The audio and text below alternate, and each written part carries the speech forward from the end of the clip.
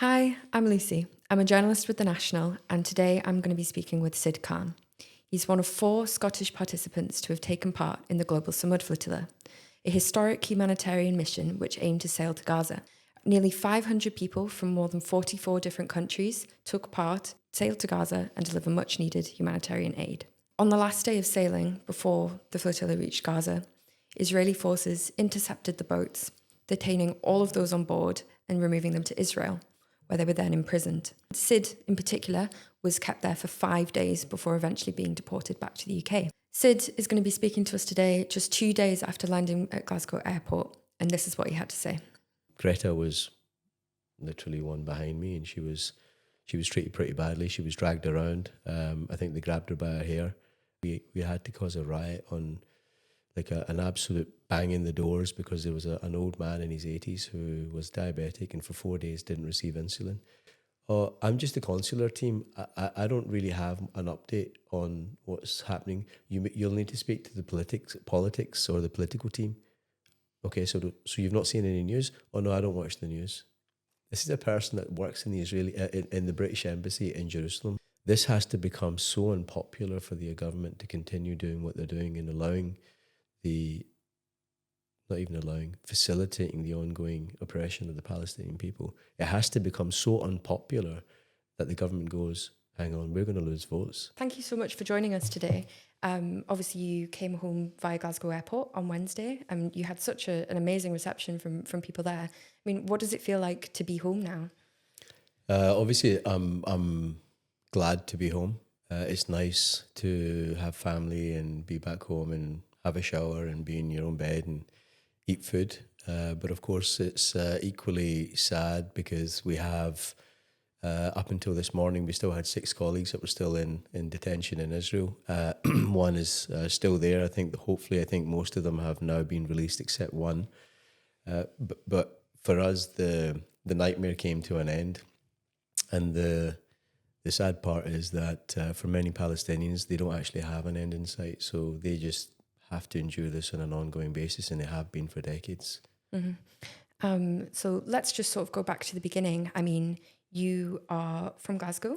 You are a humanitarian, but you're also, you founded a charity with your wife called Sight Relief. And you're also a member of the Scots Asian for Independence group, which is affiliated with the SNP. Could you tell me a little bit about how your sort of work has influenced your decision to join the flotilla? To be honest, I think it was less the work and more my humanity. I mean, it was impossible to see those horrific images coming out of Palestine with starving babies and parents carrying their remains of their children in carrier bags, and the brutal oppression of and the suffering of another human being, and not be moved by it. And for 2 years now, we've been going to protests and writing letters and campaigning and doing everything we possibly could. And to be fair, long before that as well, I went to Palestine in 2001, 2002, and saw myself the kind of the horrific brutality with which the Palestinians were treated by the Israelis on a day-to-day basis. And it was impossible for me to just accept that we'll sit around and wait. And I think we waited for 2 years. We waited for governments to do something. We waited for the United Nations to do something. We waited for NGOs to do something. And the fact is, everybody had failed to, all the government, states and the international organizations failed to prevent the ongoing genocide. And when the opportunity came about to participate in direct action of taking aid to the population in Gaza, actually, Isma and I were traveling on holiday at the time, and it came up on a social media feed and said, "Oh look, there's a flotilla going. Do you want to go?" And so we both signed up and said, "Well, why not? Let's go and do what we can." And a couple of days later, we got a phone call, and here I am. Right. I mean, you spoke about that a little bit when you landed in Glasgow on Wednesday. You know, the fact that why have civilians been left to stand up when governments have failed? I mean, how angry do you feel with the government for the fact that you felt like you had to take this step because everyone else has failed to? I mean, to be honest, there was people from 47 different countries. There was 500 people on the boats, and God knows thousands of people helping organise it that come from all walks of life. We had members of European Parliament. We had painters, students. We had joiners. We had sailing people. We had people from. I mean, there was a so many elderly people were there as well. You know, there were like lots of people in their 80s and their 70s that had turned up because they felt they had to do something. I had to take a 2,000-mile trip across the Mediterranean in a small boat, and we went through 3 separate force storms. Our boat broke on day one when we left Barcelona, and it was struck by a massive storm. And we put ourselves at significant risk, not just through the journey, but also the attacks that we endured on the way. And I can't even swim. No, I was on a boat for 6 weeks and I can't swim, and at any point I could have ended up in the sea. And we put ourselves in harm's way because there literally was no other option. Unfortunately, all states have failed to prevent the ongoing genocide, and it's been left to civic society and us, the general population, to get together and do something about it. So just to return to the boats, obviously you were on the Adara ship. Yes. What was that experience like for you, being on a boat sailing with so many different people? I mean, from like a more positive perspective, like the kind of bonding that you guys were able to do. It was phenomenal. It really does reignite belief in humanity, that we are able to club together from so many different walks of life. I mean, honestly, there was like so many different people from so many different places, but yet we were all driven by the same common purpose, that we wanted to go and do something, physically get involved, show love and support to the Palestinians, and that was the priority. And of course, you're living for 6 weeks in a boat that was designed for 8 people, and there were 23 of us on it. Wow. There weren't enough places to sleep, so we had to take shifts to sleep. Everybody had to lean in to cook, to clean, to sail, to do watch, do security. So all of these things were, you become a family. And of course you have your ups and downs, right? You live in a very compressed space. It was like Big Brother on sea. But yeah, the fact is that we never once had a major fallout. Nobody had any significant issues, and we all got on because we all remembered why we were there, which was to help the Palestinians. Let's move on to the night that you were intercepted, which has been more than a week now since that happened. I think it was pretty much a week since when you arrived back in Glasgow. It had been a week since then. You were the third boat to be intercepted, and I was in touch with you until I think about 10 minutes before that happened. I think one of the last messages that I had from you was a picture of an Israeli ship that was approaching. And I think at that point the Alma had already been taken as well. I mean, can you talk me through a little bit about what actually happened? Because obviously the CCTV cut out, us watching on, we didn't get to actually see what happened. Yeah, so I think before the interception, the night before, we had that same boat I sent you a picture of. 2 of those boats turned up the night before, and what they were doing was they were effectively testing the processes to see what would happen. And what those boats effectively were capable of doing was they would go past your boat, and as they went past, they would deploy whatever they were deploying, their technology, and all your comms would go down and all your electrics would go down. Your cameras would switch off. So they were obviously working out what was going to happen. And we thought, okay, the night before, this is us, we're being attacked. And we kind of braced ourselves. At that point, we were probably around 80 miles away from the coast of Gaza. But of course, we didn't. There was nothing further. They disabled a couple of boats. They disabled the Alma at the time. They disabled Sidis. We on the Adara continued, and then everybody else continued at the same time as well. And then after about half an hour, they disappeared. An hour, they disappeared. And we thought, okay, well, either we were lucky or they were either testing. And of course, it became apparent they were just checking to see what the process would be. If we did this, how would they respond? What would we do? And then following evening, as the sun set, straight away we could see on the radar that there were a bunch of boats that were headed in our direction at fast speed. And the images that we were seeing. So now it was dark. After probably around 7 o'clock, it was dark. And these boats with no lights on, the picture that I sent you, whizzed past, and they circled the big boats. So Alma, Cirrus, us, and then they zigzagged their way down the fleet. And as they were going down, people were just saying, "We've lost comms, internet's down, cameras are down." So they were taking out all the technology, all the electrical equipment and the comms equipment. And then shortly after that, there would be these boats that would come along with high-powered cannons and big bright lights that they were shining on the boats, and they were firing the cannons on anything that they could see. So they were firing it at the radio links that we had, and they were destroying as much of the boat as they possibly could. And if that hit somebody, they'd done some serious damage. So a lot of our people were taking cover under down below, and that happened for about the last comms we got on the radio was Alma's been taken. We're now being boarded by commandos, and then radio silence. After that, none of the radios worked, and by that point, I think all the cameras had gone out as well. And then so water cannons. They came back a couple of times. We were at about 50 miles from the coast of Gaza at this point. But the agreement was that we would just continue to head in the direction of Gaza, and that's what we should be doing. Of course, this is international waters, an act of piracy against all international laws, which, of course, clearly Israel has no regard for. And we had multiple rib boats, like fast, small boats, the inflatable type things, which had about 20 commandos and soldiers fully geared up, who would then pulled up alongside the boat. And then they started boarding the Adara with guns out, with lasers pointed at everybody. And at that point, we were boarded at gunpoint and effectively told to sort of hands up, stay there. And for the next 12 hours, we were then sort of detained, taken downstairs. We were locked in the cabins downstairs, and we were then forcibly taken to Ashdod port. Yes, yeah. So at that point, it was the Israeli soldiers took control of the ship, and they then sailed it to Ashdod port. Yep, they hijacked the boat. Yeah, I mean, what was their behaviour like towards you at that point? So at that point, thankfully, we didn't really see too much from a violence perspective from the guys.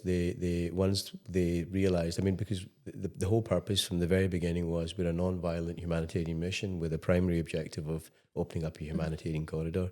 And there were repeated trainings that were given to us that there should be absolutely no physical contact whatsoever, irrespective, to the point where, we were being told if someone's being beaten up, or even, and this is true, the conversation we had and the training we had is, even if somebody is being sexually assaulted, you do not respond.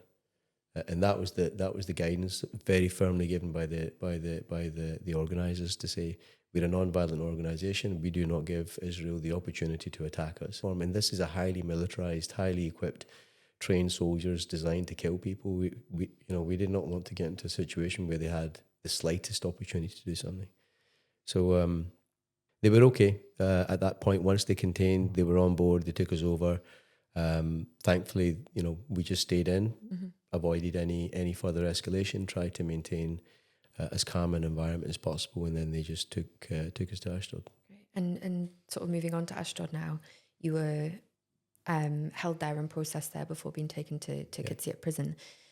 Can you tell me a little bit more about what happened there? Because obviously from a sort of journalist perspective and from us looking on from Scotland, very little information came through to us at this point. And one of the only things that we did see is a propaganda video, essentially, that came out featuring Itamar Ben-Gvir.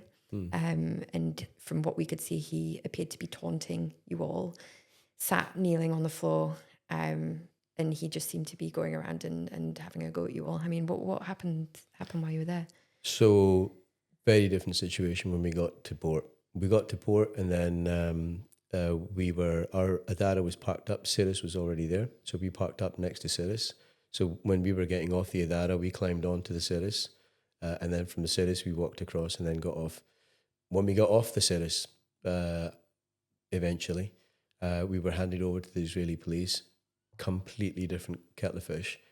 Grabbed us, twisted our arms, heads down, and they dragged us to an open compound, which was effectively just concrete area just on the side of where the boats were parked. And when I turned up, as I was going along and I'm dragging my bag and twisted with my arm back, walk around the corner behind these shields, and there's about 150 people all kneeling down, looking down, and soldiers everywhere, guns. I was walked along to the front queue, the first person on the right hand side, and then my back and my knees were kicked, and I was pushed to the floor and told to look down. And if I looked up, I'd feel that basically they threatened to attack me if I looked up. Took my stuff. By that point, I had a keffiyeh. They stripped the keffiyeh off me and chucked it in the corner which was basically lots of other keffiyehs and T-shirts. There were some elected members from around the world. So I think there was a Colombian sort of flag that had been taken. There was a Spanish flag. There was a Swiss flag. I think the ex-mayor of Geneva City was there, and he had the Geneva colours from the council. They'd been ripped off and thrown in the corner, along with beads and anything, basically any wristbands or whatever it was they'd taken. So I sat down, and then by this point it was beginning to get dark now. After a couple of hours, so people had been there all day, so they'd been sat there throughout the entire day in the sunshine, in the heat. It's basically in different stress positions to try and maximise the amount of pain that they could go through. And if anybody looked up, what they would do is they'd make you stand up, and they would get you to kneel on your knees and put your hands behind your back. And if you did that repeatedly, they would zip tie your hands behind your back and make you lean forward with your head, basically putting you in high stress positions. So I sat there for about 5 hours in that position. And many people who were unable to sit in that position, the soldiers would come along and they would kick them and they would drag them. Greta was literally one behind me, and she was treated pretty badly. She was dragged around. I think they grabbed her by her hair, and they dragged her to the Israeli flag, made her kiss it, and then they sat her next to it, on her knees, and then they would take pictures of her while she was sitting in that position. So we spent a few hours, I can't even remember, 4 hours in that position with different people. And, people would stand up, they'd get taken away somewhere, then they'd come back, and I don't know what was going on at that point. And then eventually, to your point, Ben Gavir rocked on up. And of course, there was a heavy police presence already anyway, all fully armed, pointing guns at us. But he came in with an additional civilian dress security personnel of another 3 or 4 people that were, again, carrying M16s and guns. Walked behind me along the side to the front, and he stood there and he started shouting, saying, "You guys are all terrorists, you're Hamas, you're responsible for the death of Jewish babies." And we just started shouting, "Free Palestine." I mean, he got about 5 seconds of speech before we all started shouting, "Free Palestine, stop the genocide, free Palestine." Kept going so he couldn't speak, so he stopped. The police dispersed amongst the crowd, stood next to everybody with the intent, and a few people were kicked and tapped and nudged and hit to shut up. So everybody then quietened down, and then he started speaking in Hebrew, and one of his people started translating, saying, "You are all terrorists, you'll be processed as terrorists." And of course we started shouting, "Free Palestine" again. So that lasted a total of 5 seconds, and eventually he realised that he's not going to be able to get the propaganda he was hoping for, and clearly the intimidation, even with all of those horrible people doing all those horrible things, wasn't working. So I think he just kind of scuttled it off with his leg between his tails and kind of disappeared. Very shortly after, lots of policemen and soldiers came back with big bundles of zip ties, and all of us were then zip tied with our hands behind our backs for the remaining 3, 4, 5 hours, waiting to be processed after that. I mean, how did you then get from there to Kitsio prison? Which I feel like we should obviously clarify, this is a notorious jail. The human rights abuses have been well documented here by Palestinians, and obviously what you've gone through is also and not to the same extent as what thousands and thousands of Palestinians have gone through, but tell me a little bit about how you got there, because I've heard various reports of people not knowing that was where they'd been taken until they'd managed to see a member of their own embassy and speak to them. So how did that transport take place? Nobody knew what was happening. That was what not a single thing was made aware. Nobody knew what was happening. Nobody knew what port they were at. They didn't know they were at Ashdod. After we'd been sitting outside on this concrete place, eventually you'd then get stood up. And given that we were all now for many hours sitting with our hands tied behind our backs, we were just grateful to be standing up and being moving somewhere else. They then took us inside the building, which looked like this dystopian kind of. They had a duty-free shop in the corner somewhere, it was really weird. I'm not entirely sure. I mean, I guess they must process port people in there, but they'd set up this entirely new setup where you went in, and the first bank, what they did was they stripped you of all your things, and you were strip searched. They went through all your bags, all your stuff. They took everything, literally everything, all your medication, all your electrical equipment. I was not allowed to have anything which was full sleeve, so all I really got was some underwear, dirty underwear, and some t-shirts, and that's all I got back. Have you had any of that back since? No. It was thrown in a bin in front of me. So my jackets and everything else. But anyway, so they went through all our stuff. They would then took all our medication. Then they took us round, and we had a soldier pointing a gun at us as I walked us round. Then they took us round to another desk, and on that desk they took pictures, they took our passports, and we had nothing. I mean, literally, we had no passports or documents after that. Presumably that was their immigration or record keeping. So they took pictures of us, they took fingerprints of us, they took all the things that they wanted to, processed us round, and then we went to another group of tables where there was this judge type person that was sitting there, and then they gave us 3 documents, one in Hebrew, no idea what it was, another one that says that we were illegally trying to enter into Israel, and we said no, we were taken in international waters. Nobody was trying to enter Israel. I mean, let's just clarify where your mission was going. It wasn't Israel, was it? You weren't trying to get into Israel. We were forcibly taken to Israel. We didn't intend to go anywhere near Israel. UK recognises Palestine as an independent state. With that comes its territorial waters. We were going to Palestine. We had no intention of going to Gaza, to Israel. So anyway, they were trying to get us to sign it, and of course people were like, no, we weren't doing that, so nobody signed that. And then there was this third really strange, odd one, where they said, do you want to be deported back to your home country within 72 hours, and you waive your right to be deported or something, and none of it made sense. So clearly no one's going to sign up to something where you may be implied or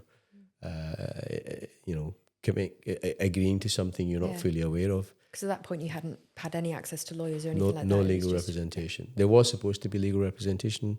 I think some people did, but many didn't get any legal representation. And then, of course, once that was done, we were then handed off to the prison services. So we were stood up and walked around the corner, at which point they took the soldier that was with me, handed over my paperwork to the prison guards. They said, put your bags over there. So they put my bags down, which had nothing in it anyway. And then they took more pictures, and they cut my shoelaces. I don't know why they did that, but they cut my shoelaces, handcuffed me, zip-tied me, and then I was put on a prison bus.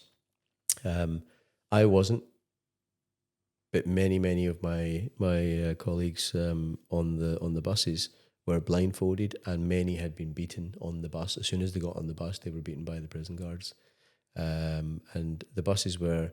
My bus was basically, I came in and there were like 6 2 seats, and it was basically just a cage. But before we got into that, there were 2 isolation cells where they would keep people. So they were designed for 2 people, 2 people, and there were people that they were ramming 4 people into that each side, and then we were then driven for 3.5 hours out to, again, we didn't know where we were going. We don't know what was happening. We were just we asked for a phone call. We're not allowed it. No information given. And then we were driven for 3 hours out to the Negev desert. Moving on to the prison that you were held in. I mean, you were there for 6 days. Many people were there for 2 or 3 days or less. What happened to you while you were in prison? What was the kind of treatment that you were subject to, or that you saw happen to other people? It was horrific, to be honest. We turned up, we were stripped of our clothes. We were given tracksuit bottoms, a white t-shirt, flip-flops, and that was it. And all our stuff was just left. I don't, what was going to happen, and they basically took us from there into the cell, and in the cells it was about 3.5 meters by 4 meters by about 5 meters. There were 8 bunk beds that were crammed in there. There was a toilet in the corner, and there was a very small sink in the toilet, which had a door, but it barely covered the door. And in that room, we had 15, 16 people. For the 6 days that I was there, I was not given any water. I was on hunger strike. We were all chronic medication was taken off us at Ashdod port, and nobody had any medication or access to medics. We had to cause a riot on like an absolute bang in the doors because there was an old man in his 80s who was diabetic and for 4 days didn't receive insulin. And eventually we just said, we refuse to comply. We will make this jail ungovernable. Even if you bring attack dogs and point guns at us and all sorts of stuff. And eventually I think they kind of realized they had to give something or this guy was going to die. So they kind of took him away and he was given some insulin. I was not allowed out. So for the 6 days, I only left my prison cell for 30 minutes to go to 1 hour, 2 times 30 minutes. One time I was taken to a judge who tried me for trying to come into Israel illegally.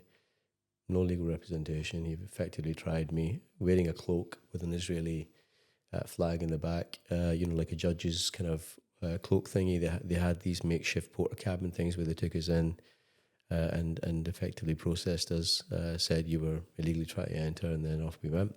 And then the other time, I'll come to that, on day 5, I was allowed to see members of the British Embassy that came to see the consular service. But in principle, throughout the day, we were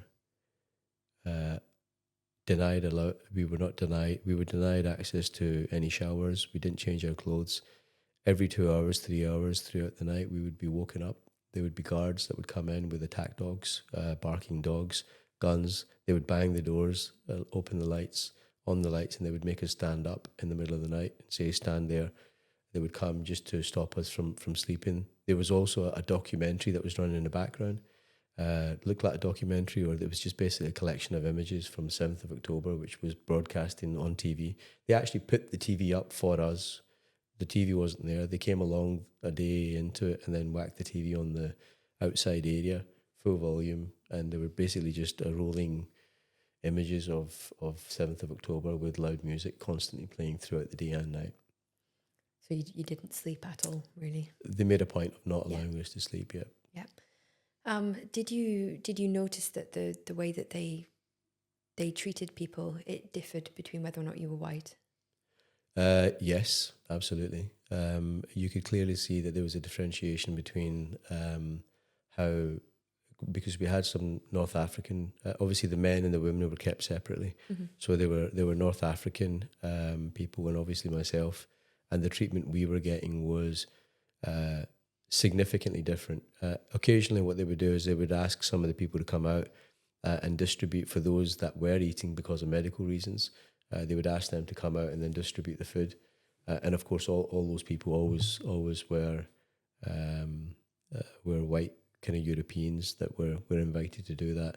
And many of the African brothers, obviously, and Muslims, they would pray and they would be called. There was this really nice guy, this Turkish guy, I can't remember. He would, every time there was a prayer time, he would do the call to prayer. And a guard would come out with dogs and they would try and tell him to shut up. There was one time where these security guys came round fully geared up with their guns and dogs, and when they bang the door, they expect you to sort of respond and stand to the side and let them count. They were in the middle of the prayers, and of course they didn't respond, so they continued to pray. So their dogs were then allowed to sort of get around them and scare them and intimidate them, and they came around and pushed them and hit them with their guns and said, next time we come in, you better respond. We don't care whether you're praying or not. So they moved them around, stood in front of them and moved them about. So there was clearly a marked difference between how they were treating white Europeans versus the others. Now let's move on to you finally being seen after 5 days in there. At this point, we'd already heard from a couple of the other Scottish participants. We'd had a couple of updates on them, and we had heard nothing about either you or Jim Hickey as well. So what happened when you did finally get to see them? You got taken out of your cell, and then what did they say to you? So they came on day 5, and when I got there, I asked them, what's taking them so long? And they're like, well, we first of all, they said, no, we did come and we were here on Friday. I says, well, yeah, you didn't see me. I was here on Wednesday night. Like, yeah, okay. We were not allowed to come, so we've been trying to negotiate, and there's been holidays, and it was Yom Kippur, and it was this and that. And I'm like, yeah, but I've been here for 5 days, and you haven't seen me. And the response I got was, we've been trying, but ultimately we have very little leverage here, and we're kind of at the mercy of what the Israeli authorities allow us. And I said, okay, fine. So what's the current situation? What's going on? And I said, well, we don't really know. There's not a lot of information. I said, what's the process? How long am I going to be here? What's next steps? How am I going to get home? What are you doing as a government? And the person that I was speaking to, Toby or whatever his name was, he was like, look, I'm from the welfare department. I don't know what's happening here. I'm just here to make sure you're okay. I said, okay, but I don't really want you to check whether I'm okay. I just want to get out of here. What are you doing as my government? And, all these, by that point, the Turks, the Spaniards, the Greeks, the Italians, and many other European countries had taken their citizens home. And I said, look, all these guys have gone home. And when they leave, they get, you could see the prison guards gathering all the Spaniards together in a couple of cells, and then they would say, right, all yous, and then they'd all get marched off, getting told you're now going home. And they'd been gone for like 2-3 days by this point. I'm like, what's going on? All these guys have gone home. And he said, oh, well, that's because their governments have made arrangements for repatriation and flights for them. The Turkish put on flights for the citizens to go home. I said, okay, so what's the plan? When is this being organised by the British? And he said, with Her Majesty's, or the British government is not currently making any arrangements to put on repatriation flights. So I approached the UK government over this. I was in touch with them constantly from the moment that you were all intercepted, and every single time they told me, first of all, that they weren't going to be providing what they called a running commentary. Mm-hmm. Second, that they just repeated the claim that they were assisting British nationals. I mean, this just isn't the case at all. From Absolutely not at all. There was zero assistance provided because the person that turned up was completely useless. I'll be very frank. He was completely useless, provided me zero information, gave me no reassurance that anything was being dealt with. Mm-hmm. And in fact, I mean, to be honest, he was very frank. He said, the government does not have any intention of putting any flights on for you or arranging repatriation. And I thought, okay, so how did the other guys get home? Because 9 or 7 or 8 people had got home a couple of days ago. I said, how did they get home? And he went, oh, there were spare seats on the chartered flight that the Turkish government put on for their people, and therefore there were spare seats, and that's why they jumped on them. So I was shocked at that point, thinking, hang on a second, so you expect me to sit around and wait for spare seats to appear in some other country's chartered flights for me to get out of here? Is that the plan? He said, well, I'm sorry, I can't say any more than that. And I said, is this acceptable? He goes, well, I can forward your feedback to the embassy. That was the response we got. Right. I mean, while you're in jail and they're able to just leave and go home, I mean, that's. Well, he was too busy to come back because he was on holiday. It was a holiday period at that point. I can't even wrap my head around that. I mean, the one time you expect the foreign office of the government to actually step in and do something is when you're actually detained illegally against international law, trying to deliver aid to a country that our country recognises. I asked the guy, I mean, the other thing I said was, has our government made any statement? Has the UK made any statement about our illegal detention? And he said, oh, I'm just the consular team. I don't really have an update on what's happening. You'll need to speak to the politics or the political team. Okay, so you've not seen any news? Oh no, I don't watch the news. This is a person that works in the Israeli in the British Embassy in Jerusalem, or in the consular service in Jerusalem. This is the level of response that I was getting, and I was there with Jim Hickey was there at the time, and yeah, I mean he was equally, and Malcolm from London or down south was also present, and Hannah was there also. But to be honest, I was amazed at how um, uninterested they were in doing anything. In fact, you could clearly see that they had no intention of providing you any I mean, even if they turned up and said, "Look, don't worry, you'll be fine. We'll get you out of here eventually." Even if they just said that, I'd be like, "Okay, well, maybe they're doing something." They didn't even do that. They're like, "Well, we're limited by the amount of leverage we have. There's very little we can do." I mean, I think part of it speaks to the UK government's own complicity in the genocide in Gaza. I mean, compare it slightly to the Scottish government. You know, we've had the Scottish government call for the safe passage of the flotilla. Yeah. And when you guys were intercepted, we've had spoken on the record comments from both First Minister John Swinney and External Affairs Secretary Angus Robertson saying that urgent action needs to be taken, and that they're in touch constantly with the Foreign Office about getting updates on everyone who's detained from Scotland. When Keir Starmer's spokesperson was asked about it by journalists, he said, and I quote, that it was a matter for the Israeli government. I mean, how does your treatment of from the consul and also just from the UK government in general around this, how does that speak to their own complicity? That's just disgraceful. I mean, why would the matter of UK citizens be up to the Israeli government to deal with? What role does the UK government play? And to your point, I mean, Lucy, that's exactly it. The reason why we were treated in that way was because the UK government is entirely complicit.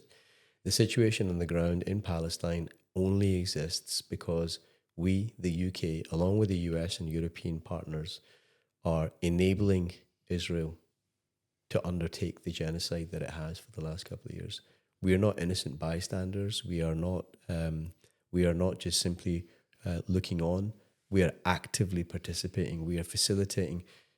I mean, one of the other things I was doing, I was looking at Flight Radar 24 at the time when I was looking to see what aircraft were in the skies at the time, just in case there was, we could see that there was something that was coming. At the point of interception, on the 1st of October, there were 2 Typhoon jets that took off from Cyprus, and they were literally above our head, along with an Airbus RAF, 3 RAF aircraft. Were flying around at a point where UK citizens were being illegally taken hostage and captive by Israel in international waters in an act of piracy. So if that's not entire complicity, then I don't know what is. Let's move on to your release now. So obviously you were deported with more than, I think it was 131 people. I can't remember the exact figure, but it was a lot of people on the Tuesday. Yeah. You were deported to Jordan, to Amman.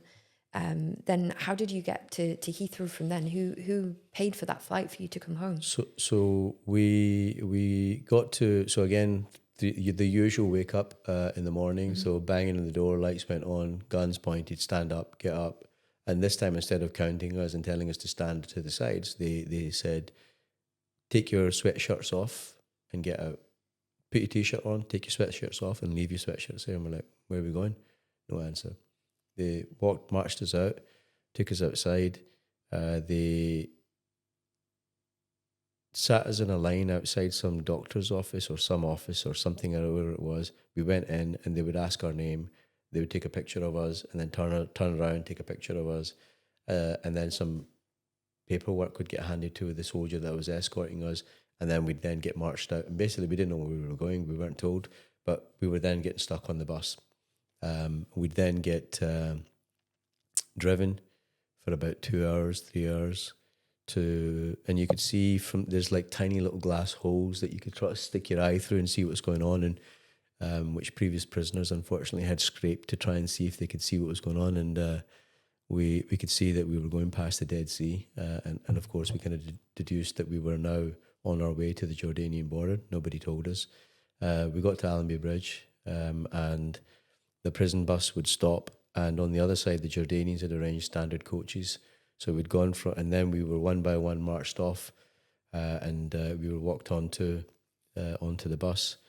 And so when that transfer happened, and they were going to great lengths to hide that this transfer was happening, so you could see that there were buses that were being stood around to try and prevent anyone from seeing what was going on.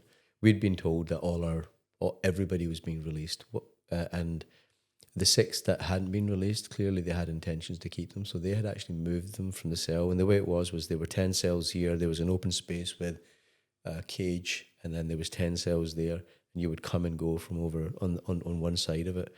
And Sam and the guys that have been, the Norwegian guys that were retained, they were in the cell across from me, but they disappeared the night before, and I thought, okay, maybe they've gone home, because people had been going and they hadn't come back, and I thought, okay, well, that's good, they've gone home. And then they didn't return. But when we got there, we were told everybody's out.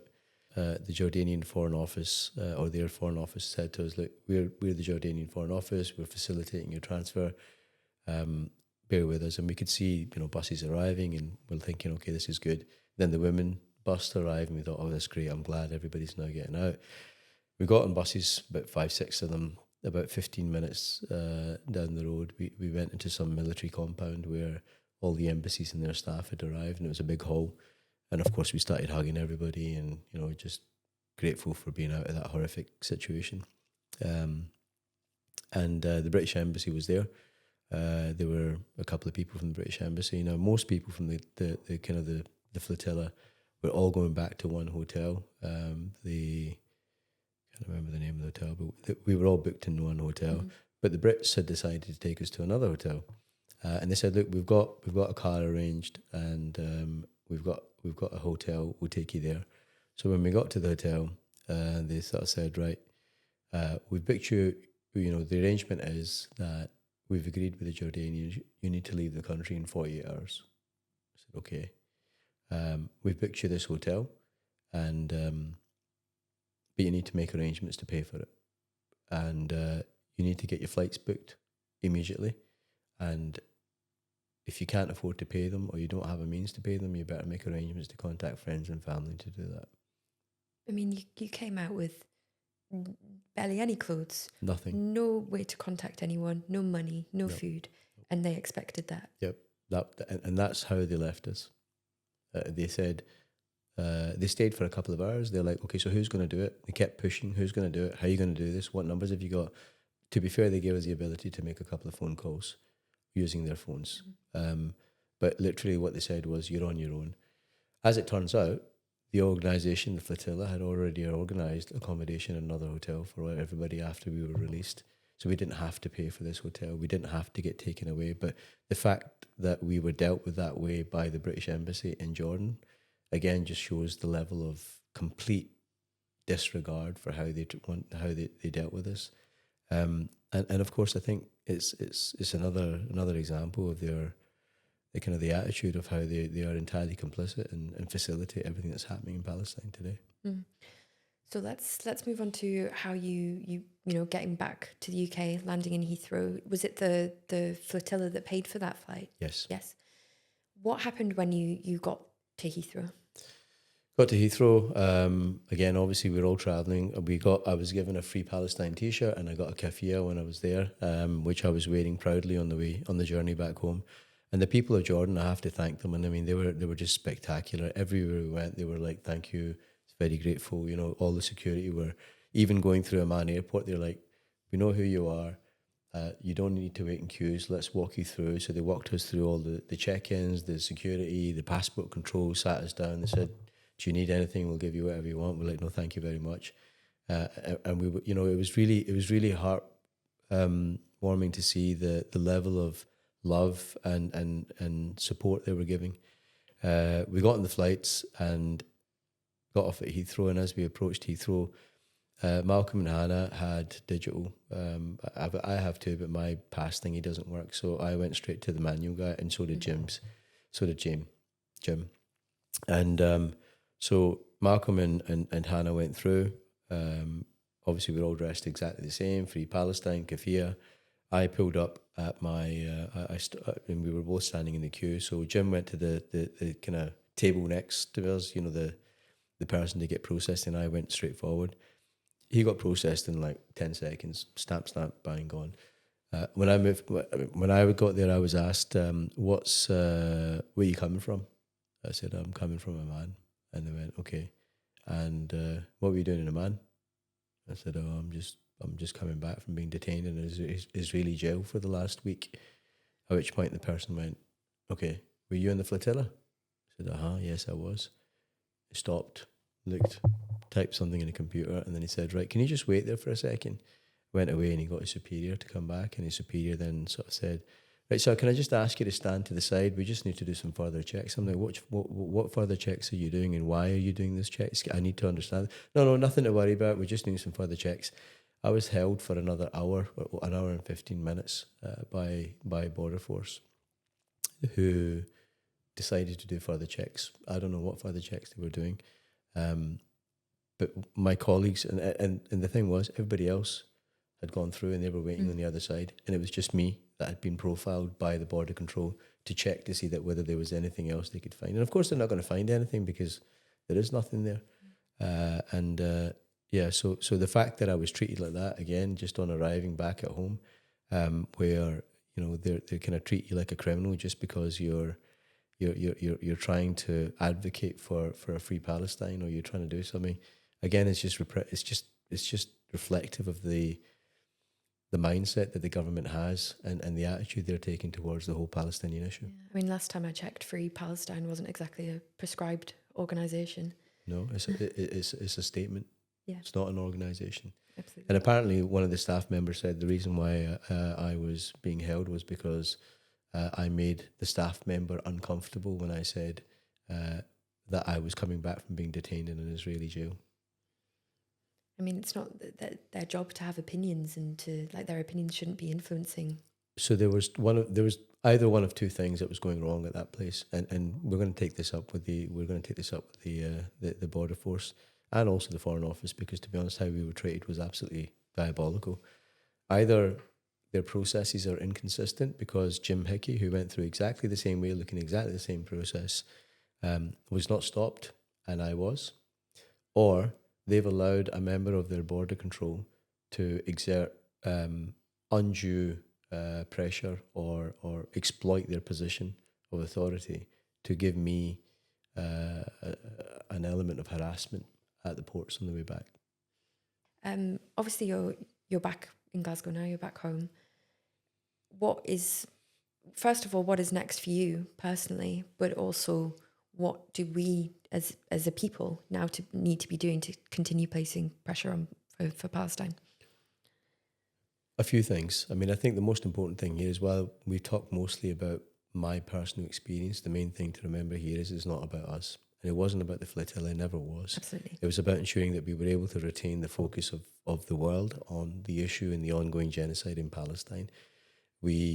Our primary objective was to ensure that we were able to open up a humanitarian corridor, and also just generally to show love and support to the Palestinians, that, look, we haven't forgotten about you. You know, the fact that our governments haven't done something does not represent the masses. You know, the public, you saw the riots in Italy, you saw the public uprising in Spain.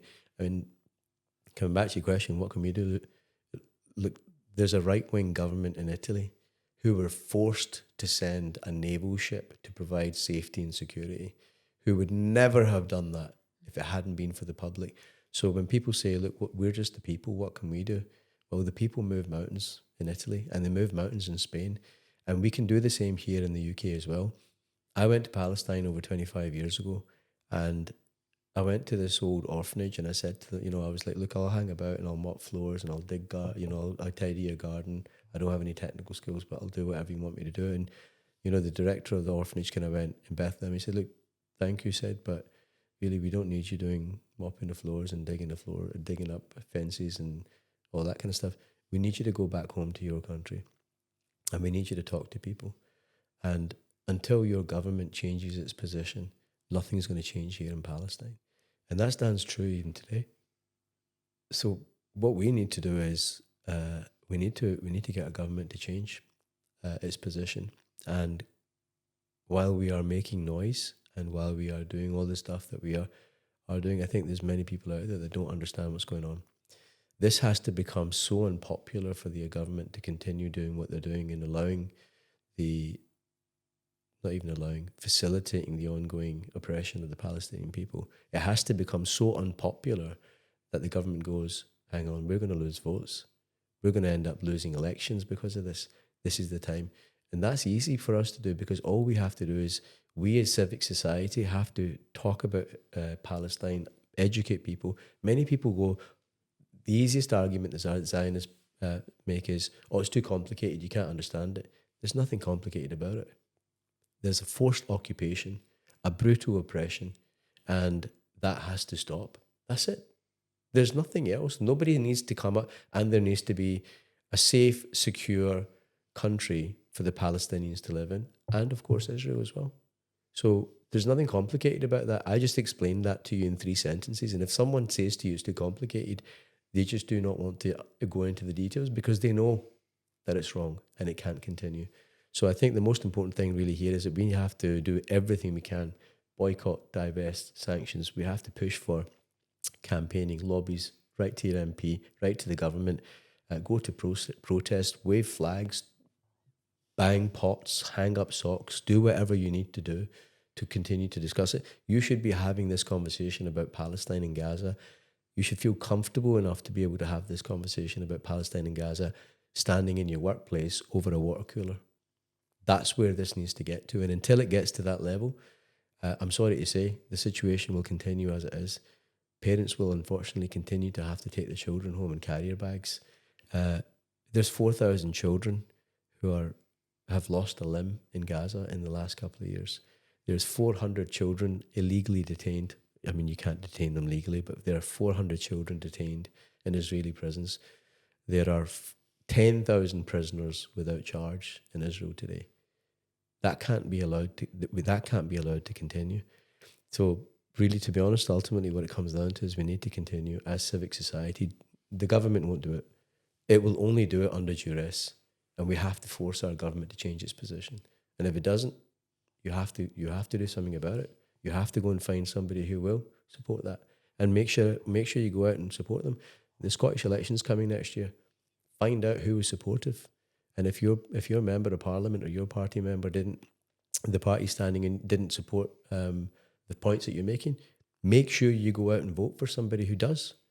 It's as simple as that. We get opportunities once every 4 or 5 years to try and come out and say what matters to us. And people, yes, I understand it. There's a degree of helplessness and they go, well, what's one person going to make a difference? But if every single person that says that actually goes out and does something about it, I guarantee you the situation would change overnight. Great. Thank you very much for joining us. I really appreciate you taking the time. Thank you. Thank you, Lucy.